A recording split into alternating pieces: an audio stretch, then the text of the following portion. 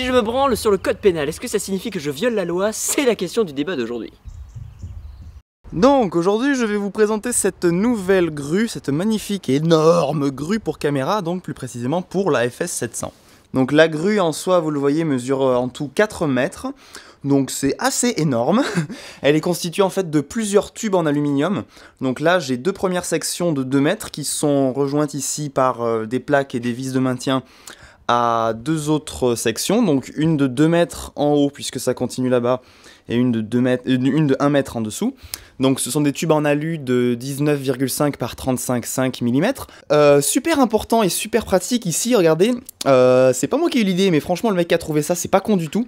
En fait c'est une roulette comme ceci, qui a été démontée, on démonte la roulette, on vire ça et ça fait un axe. Donc vous pouvez faire votre panoramique et faire le tilt dans les deux sens, donc c'est vraiment parfait comme méthode. Donc je l'ai repercé à un endroit pour avoir le deuxième tube et ça me fait tout de quoi avoir du mouvement.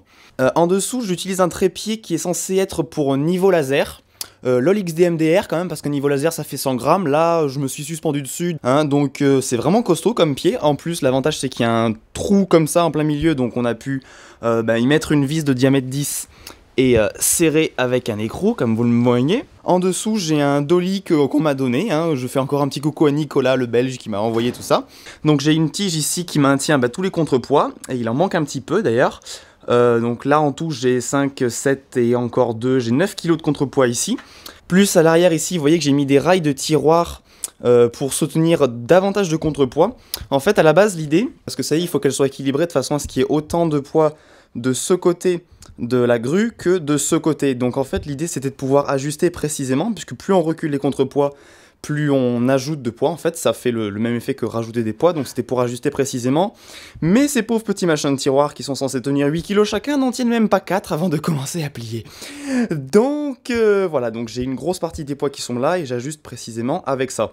Et puis ça me sert aussi de poignée, en fait, vous voyez que du coup je peux le tenir là, donc je mettrai d'autres poignées pour que ce soit un peu plus costaud. Donc ça c'est plutôt pas mal comme truc. Après bon, ça gigote un petit peu, ça malheureusement c'est un peu souple. Mais TG. Hop là, avec une petite balance des blancs, c'est mieux. Alors ensuite, ici, j'ai un câble de maintien, en fait, qui évite que la grue penche, tout simplement, et que tout se torde. Donc j'ai juste ici un crochet avec filetage Leroy Merlin, ça, putain, Leroy Merlin, c'est génial ce qu'on y trouve. Donc un crochet avec filetage ici, qui est attaché avec donc un câble, plus donc un renfort, un serre-câble, qui est tendu jusque là-bas. J'ai juste une tige de 10 ici qui est vissée dedans, qui tend assez haut avec là donc des tendeurs, hein. C'est juste accroché comme ça, mais il n'y a pas besoin que ça tienne plus. Plus l'angle qui est là est grand, moins il va falloir de force, puisque si vous vous retrouvez avec un truc tout pile comme ça, il va falloir tout pile compenser le poids. Mais plus vous allez avoir un angle petit, plus il va falloir tirer fort. Donc c'est pour ça que j'ai choisi une hauteur ici, ni trop grande, ni trop petite. Ensuite, sinon, tout bêtement, après, j'ai des renforts ici qui évitent que que les deux trucs se compressent et que ça vibre trop. Donc j'en ai 1, 2, 3 et 4. Ici, j'ai une équerre, en fait, le support pour caméra, donc j'ai une équerre qui est de ce côté-là. Et après, putain, ce vent de merde. Et après, donc tout le plateau qui est là. Donc c'est une plaque en aluminium de 2 mm je crois d'épaisseur, ou 1,5 mm. Comme c'était assez souple, on l'a renforcé avec des plaques en acier des deux côtés et puis là au-dessus. J'ai mis de la petite mousse pour éventuellement pas trop rayer la caméra. Là aussi ce que j'ai c'est un câble en fait qui me sert avec des mousquetons, donc qui me sert à retenir la caméra. En fait ça je l'attache à la poignée de la FS700. Et ça m'assure qu'elle se casse pas la gueule, enfin que si elle se casse la gueule, au moins elle restera suspendue à ça. Là il y a un crochet, avant que ça se barre, il n'y a pas de souci. Donc il y a du scotch partout, c'est juste pour éviter de la rayer en fait, c'est pour éviter de faire des marques sur la caméra. Et donc voilà, j'ai fini mon blabla bien chiant, je pense qu'on va pouvoir installer la caméra et voir ce que ça donne. Et voilà, donc une fois qu'elle est installée, ça donne ça. Donc là, j'ai mis qu'une seule vis de fixation, mais je peux en mettre deux, et je pourrais même en mettre plus si je veux, mais une, en fait, ça tient relativement bien.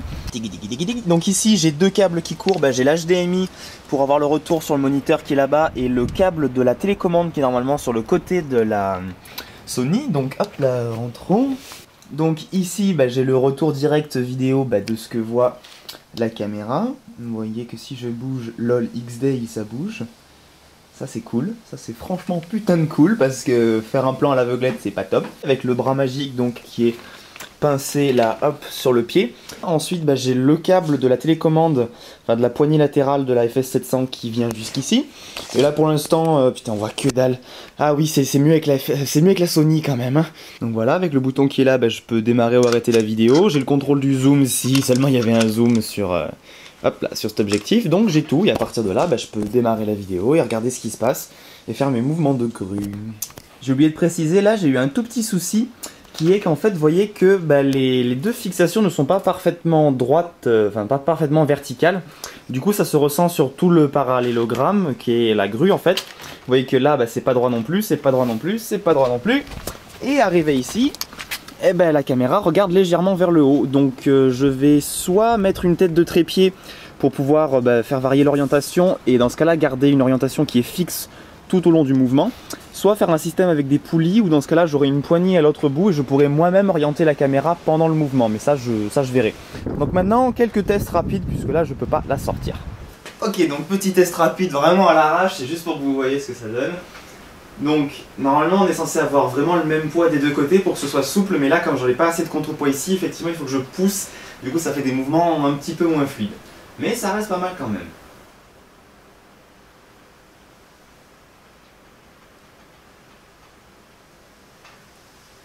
Comment tu vas? Ouais, ça roule. Vous en avez marre de vous déplacer jusqu'à votre magasin de sport favori pour acheter vos Nike, alors commandez dès maintenant votre chinois à domicile. Aujourd'hui, dans Enquête d'enquête, nous allons parler de la drogue, parce que la drogue, c'est mal. Donc ça reste à améliorer au niveau des contrepoids qu'il va falloir donc rajouter. Et puis sinon, voilà, donc comme je l'ai dit, peut-être un système d'orientation, mais en gros, vous voyez le principe. Et hop, voilà, allez, avant les enfants. Le sexe avant 11 ans, c'est le débat qui... Je ne sais pas, mais qui...